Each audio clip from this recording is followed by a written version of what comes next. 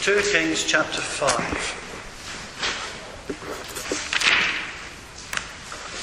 Perhaps the first person who finds it can shout out page number, please, to help. 263, thank you.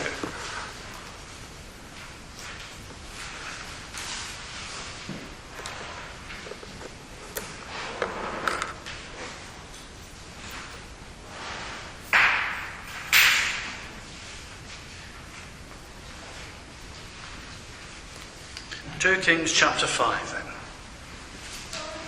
And we're going to read the first 19 verses. Now Naaman was commander of the army of the king of Aram. He was a great man in the sight of his master and highly regarded, because through him the Lord had given victory to Aram. He was a valiant soldier, but he had leprosy. Now, bands from Aram had gone out and taken captive a young girl from Israel, and she served Naaman's wife. She said to her mistress, "If only my master would see the prophet who is in Samaria, he would cure him of his leprosy." Now, Naaman went to his master and told him what the girl from Israel had said. "By all means, go," the king of Aram replied. "I will send a letter to the king of Israel." So Naaman left, taking with him 10 talents of silver, 6,000 shekels of gold, and 10 sets of clothing. The letter that he took to the king of Israel read, "With this letter I am sending my servant Naaman to you, so that you may cure him of his leprosy." As soon as the king of Israel read the letter, he tore his robe and said, "Am I God? Can I kill and bring back to life? Why does this fellow send someone to me to be cured of his leprosy? See how he's trying to pick a quarrel with me." When Elisha, the man of God, heard that the king of Israel had torn his robes, he sent him this message: "Why have you torn your robes? Make the man come to me, and he will know that there is a prophet in Israel." So Naaman went with his horses and chariots and stopped at the door of Elisha's house. Elisha sent a messenger to him to say to him, "Go, wash yourself 7 times in the Jordan, and your flesh will be restored and you will be cleansed." But Naaman went away angry and said, "I thought that he would surely come out to me and stand and call on the name of the Lord his God, wave his hand over the spot and cure me of my leprosy. Are not Abana and Pharpar, the rivers of Damascus, better than any of the waters of Israel? Couldn't I wash in them and be cleansed?" So he turned and went off in a rage. Naaman's servants went to him and said, "My father, if the prophet had told you to do some great thing, would you not have done it? How much more then when he tells you, 'Wash and be cleansed'?" So he went down and dipped himself in the Jordan 7 times, as the man of God had told him, and his flesh was restored and became clean like that of a young boy. Then Naaman and all his attendants went back to the man of God. He stood before him and said, "Now I know that there is no God in all the world except in Israel. Please accept now a gift from your servant." The prophet answered, "As surely as the Lord lives, whom I serve, I will not accept a thing." And even though Naaman urged him, he refused. "If you will not," said Naaman, "please let me, your servant, be given as much earth as a pair of mules can carry. For your servant will never again make burnt offerings and sacrifices to any other god but the Lord. But may the Lord forgive your servant for this one thing. When my master enters the temple of Rimmon to bow down, and he is leaning on my arm, and I bow there also, when I bow down in the temple of Rimmon, may the Lord forgive your servant for this." "Go in peace," Elisha said. Well, if you want a title for a sermon, I don't always give my titles to my sermons, but I would suggest God's grace to a foreigner. God's grace to a foreigner. And this happened around about 850 BC. And we're going back a long time, but we can more or less date this in about 850 BC. Elijah, the great prophet of the Lord, had returned to heaven. Remember, he'd gone up in a chariot of fire, and his successor Elisha was now taking on the lead role of God's prophet in Israel. Now we're going to work through this story then, but to give it some sort of structure, I have 4 headings. We're going to look first of all at Naaman, a sick man, Elisha, a faithful prophet, Naaman, a self-important man, and finally Naaman, a saved man. So first of all, Naaman, a sick man. Who was Naaman? What do we learn about him? Well, he was first of all a man of status. We read in the first verse, he was commander of the army of the king of Aram. Aram, that is modern Syria. So this man is commander-in-chief of Syria's armies. He is a man of considerable status. We read also that he was a great man in the sight of his master and highly regarded. He was highly valued. He was highly respected by the king. So he had a lot going for him. He's described as a valiant soldier. So he was the sort of general who leads his men from the front. He didn't sort of retreat and say, well, this is what you've got to do, chaps. He was a valiant soldier. He led them from the front. Notice that the author of the book of Kings attributes a great victory to him. He says, through him the Lord had given victory to Aram. Well, that's interesting, isn't it? This is probably the victory over the Assyrians in 853, Battle of Karka. And the Lord, the writer attributes his victory to the Lord. This is a pagan nation we're talking about. In fact, they're 2 pagan nations fighting each other. But the writer says the Lord gave victory to Naaman. Just reminding us that the Lord is sovereign over the affairs of men. He is sovereign over the affairs of men, even those of pagan nations. So that's an encouragement for us, isn't it? When in our own times we see so much going on in the world that makes us sad and sometimes on the point of despair. Remember, the Lord is sovereign over the affairs of men and he is working out his purposes. We have to trust him for that. He's the God of history. But there is a problem. And you notice the way that the writer sort of builds up to it. Here is this man who is commander-in-chief of the Lord's armies. He's highly respected. He's just won a great important victory. But he suffered from leprosy. He had leprosy.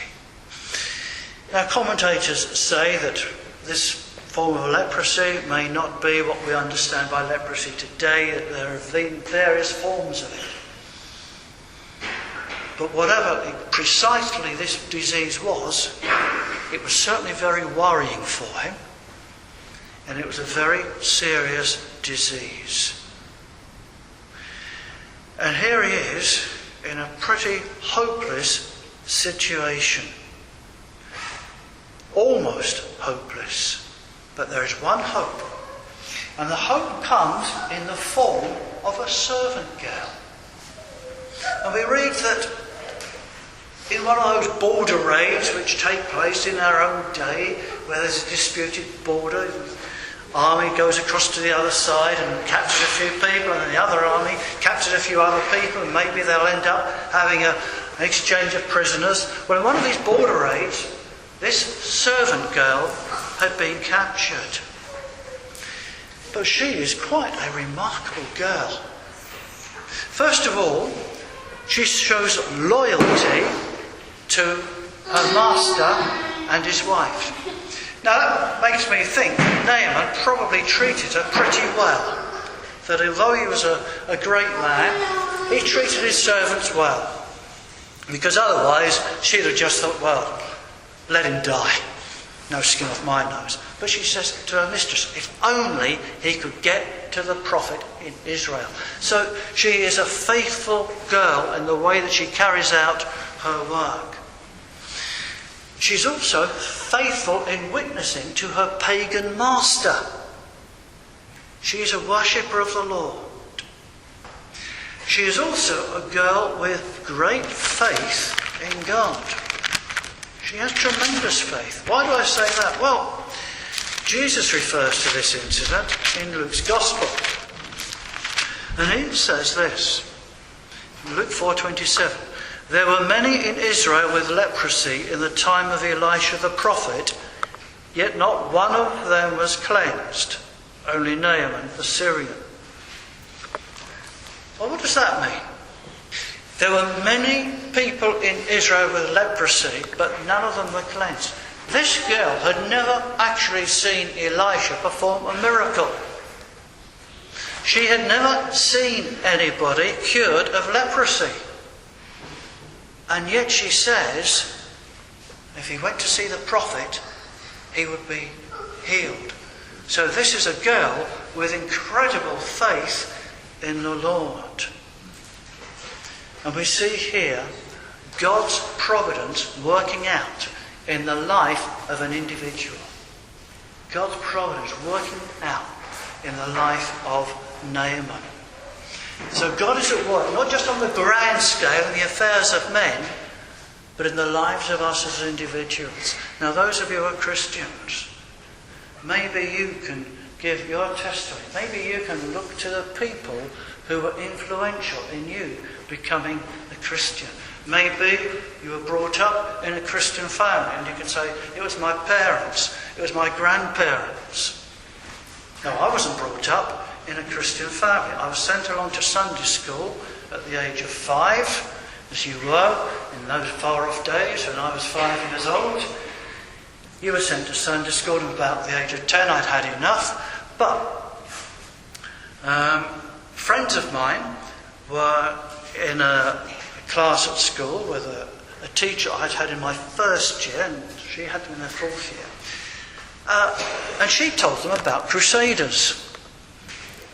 And my friends went along to Crusaders. It's a union of Bible classes. And a week or two later, they said to me, Crusaders is really good. Play football, that's always good. Watch sport, meeting on a Sunday afternoon. Do I go? So I went to Crusaders. And through Crusaders, I came to faith in the Lord. And I see the Lord working through that teacher called Sheila. She and her husband Edward became members at Durham Road Evangelical Church. So I look back and I can say, yes, the Lord was at work in my life. I can see him at work.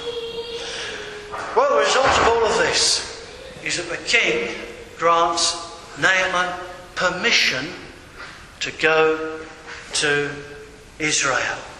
He in fact sends a personal letter to King Joram and says, I'll give you a letter of introduction, off you go, Naaman. And so Naaman sets off with this incredibly generous gift. 10 talents of silver, 6,000 shekels of gold, 10 sets of clothing. That's some present. Let's look now at Elisha, a faithful prophet. Look at the difference between Elisha's reaction and the reaction of the king of Israel. Now it has to be said that Joram didn't have the best start in life. If I tell you that his father was Ahab and his mother was Jezebel, you will see that he had a pretty bad start if you know anything about Ahab and Jezebel. But as he receives this letter, it's panic stations. Absolute panic stations. he misinterprets the king of Aram's request. He thinks it's a pretext for a declaration of war. I'm sending my commander-in-chief to you for you to heal him. What? He says. How can I heal him? Am I God? Have I got this power? He's just trying to find an excuse to attack us. When Naaman goes home and he's not been healed, it's an excuse to attack us. But this is shameful, isn't it? The man has no faith in God. And apparently at the moment has got no contact with Elisha. There have been previous tensions between the two. But here we are. This man, who is the king of Israel, has absolutely no thought of God at all. What does Elisha do? He sends word to the king and says, "Why have you torn your clothes?" Sign of great sorrow, tearing the clothes. Why have you done this? Where's your faith in God? This message that Elisha sends to the king, it's a rebuke. Why have you torn your clothes? Where's your faith in God? Send him to me. Send him to me. Now, miracles in the Old Testament are quite unusual. Elisha at this stage has already performed several miracles. And so he has faith in the Lord. He's not trusting in himself, but he has faith that God will be able to use him in the healing of this man. Because he says, at the end of verse 8, he will know that there is a prophet in Israel, a prophet of God. And so Naaman comes to Elisha's door. And this incident, I have a picture here of a film where you could make this into a comedy scene. Can you imagine? Now, Naaman turns up at the door, at Elisha's door, with his horses and chariots, we read in verse 9. I don't know how many horses, I don't know how many chariots, but he's the commander-in-chief of the army, so he wasn't going to go with one or two men. There's probably this whole row of chariots turning up at Elisha's door. And what does Elisha do? Send his servant out with a message. Go and wash in the River Jordan 7 times, you'll be healed. And you can imagine that here, Naaman is completely stunned. What do you think about Elisha? Is he disrespectful? Is he lacking what these days are called people skills? What he was doing was teaching Naaman a lesson. He was teaching him a lesson in humility. Status is nothing to God. Now, your position in the world entitles you to respect in the world. When I was still teaching, doing a little bit of supply work, I respected my headmaster, and he would have let me know about it if I hadn't respected him. But I respected him, and I acknowledged his status. One of the things which is missing, I think, in these days, it's creeping into education, is the idea that if you are a pupil, you respect the teacher. I was quite disturbed, I'm digressing now, I was quite disturbed when I heard a head mistress, no, you're not allowed to say that, a head teacher last year say a teacher has to earn respect. I thought, no, that's the wrong way around. A teacher can lose respect, but a teacher shouldn't have to earn respect. The pupil should come in respecting authority in the first place. But whatever our status in the world, it counts for nothing with God. And Naaman needed to be taught that lesson. He, commander-in-chief, had to be taught to obey. Well, let's look now then, thirdly, Naaman, a self-important man. Oh, it's Naaman.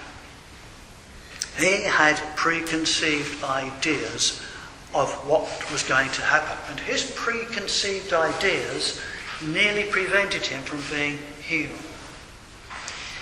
Naaman here is an example of the sort of person who says, "Do you know who I am?" The best example I heard of this was a few years ago when somebody approached the clerk at a desk at an airport and said, "Do you know who I am?" And she inquired very loudly, "Does anybody know who this person is? He's forgotten." Which was just a brilliant way of putting him in his place. This is Naaman. "Do you know who I am?" And he storms off. He thought, he said, in verse 11, "I thought he would surely come out to me and stand and call on the name of the Lord his God, wave his hand over the spot and cure me of my leprosy." He had a preconceived idea of what God, not only what God would do, but how he would do it. How he would do it. And this is interesting. Ralph Davis, commenting on this, says this: "We not only want God's benefit, but want to specify in the way in which he must bring it. So the sovereign God has become our errand boy. Beware." Is that a good comment? Sometimes, even when we're praying, we're not only just praying that the Lord would do something, but we're actually saying, "And Lord, this is how I'd like you to do it, please." God isn't our errand boy. He is sovereign. What was the problem? Well, the problem was that the instruction was far too easy for him. It was far too easy. Go and wash in the River Jordan 7 times. Dip yourself in there 7 times, you will be healed. But that wasn't enough. That wasn't grand enough for Naaman. It was far too easy. Now, you might sort of sympathise with Naaman a bit. If somebody said to you, "You want to be healed," a stranger comes and says, "I want to be healed," and you say, "Go and wash in the River Medway." In fact, go and dip in the Medway 7 times. And this person's from Scotland. He'll say, "I've got these beautiful rivers in Scotland, these pure streams. I'll go and wash in one of them." And you say, "No, you've got to dip in the Medway." Well, you sort of sympathise with Naaman, don't you? But it was too easy. But do you see yourself in this at all? Do you see yourself in this? For leprosy, see sin. Because here we have a picture of our spiritual condition. Leprosy, a killer disease. Sin is a killer. Sin afflicts us all. And it doesn't matter what our status in life is, sin kills. It doesn't matter whether you're the lowest, humblest person in society, or whether you're the greatest person in society, sin kills. And the gospel message is very simple. As Naaman found out, it's a bit humiliating, because you've got to humble yourself before God and say, "Lord, I am a sinner, and I can't do anything about it." But God has done something about it. He sent the Lord Jesus into the world. And the gospel message is, trust in the Lord Jesus. Repent, turn your back on your sins, and believe in him. And that is the straightforward gospel message. And you know, it's far too simple for some people. When Jesus was speaking to the Jews, you remember after the feeding of the 5,000, They were talking to Jesus, and he was speaking about himself being the bread of life. And the Jews said to him, "What must we do to do the works God requires?"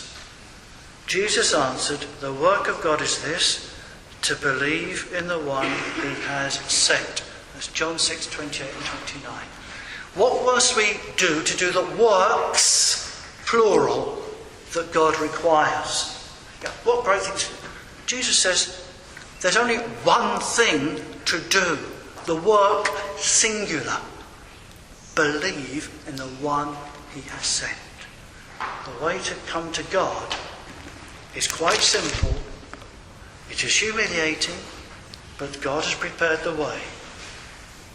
You believe and trust in him. Oh, too simple for Naaman. I thought he would do some great thing. Verse 13. Fortunately for Naaman, his servants had more sense than him. And they said to him, "Look, my father, if the prophet had told you to do some great thing, would you not have done it?" And people want to do some great thing. Want to go on a pilgrimage. We're not far from the Pilgrim's Way. Was it from Winchester, I think it started, to Canterbury? Shrine of Thomas Becket. Do some great thing to be saved. Norman, our pastor, is off to visit his daughter in Spain soon. She's got a job in a place called, spelt Vigo. His plane will go to Santiago. "Oh," I said, "are you going to see the relics while you're there?" Santiago de Compostela. Pilgrimage to the site of St. James. Some great thing. If you're a Muslim, you have to go off to Mecca. You have to do some great thing. If you're brought up in the Roman Catholic Church, it might be penance. Do some great thing. Say your Hail Marys. Make a large donation. Do some great thing. No, the gospel message is simple. Trust in the Lord Jesus. Let's look finally at Naaman, a saved man. His servants talk sense, and finally he relents and went down and dipped himself in the Jordan 7 times. Do you know, it was only when I was preparing for this that I realised that from Samaria, where Elisha lived, to the Jordan is about 20 miles or so, looking at the map. I just grew up with it in my mind that he was sending him out of his house to dip in the river next door. Actually, he lived quite away from the Jordan. And that's why we read here of Naaman sort of going away and coming back to Elisha. So Naaman does what he is told, and he is a changed man. If you become a Christian, you're a changed person. Notice, if you count up, from verses 15 to 18, Naaman, in approaching Elisha, describes himself as your servant. Naaman, the commander-in-chief, is no longer the man who says, "Do you know who I am?" He says, "Your servant." He's a humble man. He acknowledges who Elisha is. And you know, the most important thing is that Naaman is not only a healed man, he is a saved man. Yes, the healing from leprosy was important. Oh, but how much more important was his spiritual healing. He is a saved man. Now he acknowledged God. Now I know, he says, that there is no God in all the world except in Israel. He has become a believer in the one true God. You notice in this that Elijah was not involved. He wasn't involved in the healing. He didn't lay hands on Naaman or anything like that. He just told him what to do. It was God who was at work. God acted when Naaman entered the Jordan. Now, one or two things at the end. Why did Elijah refuse the gift? Naaman comes back and says, I've got all this money, I've got these clothes, I want you to accept them, Elisha. Elisha says no. Why does Elisha say no? Well, I think the first thing is obvious. He didn't do it for the money. He did it because he was God's prophet. He didn't do it for the money. But secondly, maybe there's something here. It's just to reinforce the message that Naaman contributed nothing to his healing. If he'd handed over the money, he possibly would have had in mind, I gave all this money and I was healed. And Elisha wants him to have no thought like that.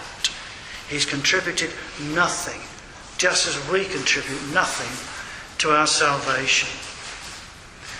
And then we have this sort of odd incident, maybe. He says, look, okay, Elisha, don't accept the gift, but look, can I ask you something? Can I take some earth back with me to my country? I want as much earth as a pair of mules can carry. Now, why that? Matthew Henry thinks, on the one hand, he says that, thinking of the situation in Israel, Naaman underdid it. He didn't value the Jordan. And here he overdid it because he put too much emphasis on the soil of Israel. But it seems really that Ralph Davis, and I think he's right, he says it was perhaps to build an altar. He wanted some material link to the community of faith in Israel, and probably wanted this soil as a reminder of his link with Israel. And commentators are divided on verse 18. Here's Naaman saying, look, there's one thing I'd like to be forgiven. Will the Lord forgive me for this? He's the commander-in-chief of the armies. And so, given that status that he's got, when the king went into the temple, the king of Syria went into the temple to worship his God, he leaned on Naaman's arm. And when the king bowed to his god Rimmon, Naaman bowed as well. He said, will the Lord forgive me? Again, commentators are divided. Some say, Naaman, you shouldn't have done that. You're bowing down to a pagan god. You're wrong. I would be on the side of those who are a bit more sympathetic, because what does Elisha say? Go in peace. Go in peace. That's Elisha's verdict. And to be fair to Naaman, he has a sensitive conscience. It bothers him. It bothers him far more than it was bothering the Israelites at this time to worship the golden calves of Jeroboam and the Baals that have been introduced into the country. So I would give him credit for that. Just want to look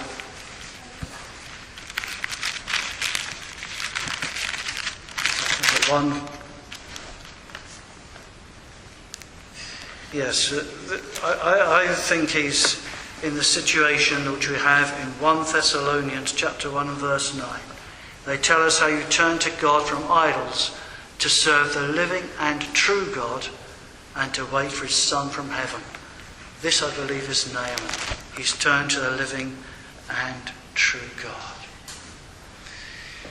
Have you been saved?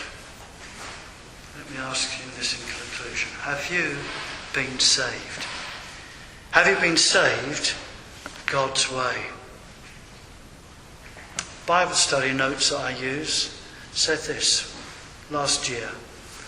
Admiring the words and works of Jesus Christ brings no cleansing for sin, nor puts us right with God. Converted sinners are those who have gone to Jesus for the cure. There is no alternative. So this morning I don't ask you, do you admire Jesus? Do you think he was a great teacher? Do you think he was a great man? I ask you, have you been to Jesus for the cure? The cure for your sin. That's God's way. And if you're a Christian, are you faithful like this maid? Remember, under God, everything depends on the testimony of a servant girl. And you might say, who am I? And I don't know, most of you. I don't know what status you have in the world. You might say, I'm a nobody. But you're a nobody who can witness like this servant girl witnessed. And through that, Naaman was saved. Let us be grateful. Let us be grateful for the providence of God in our own lives and in the lives of the world. And Jesus uses this illustration in Luke 4 there as an illustration of the fact that the gospel is for all. And praise the Lord for that the gospel is spreading throughout the world.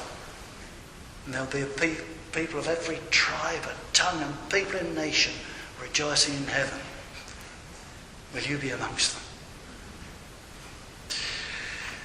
Our closing hymn is one which is well known. We've said, I gave you the title, God's Grace to a Foreigner. We close with the hymn, Amazing Grace.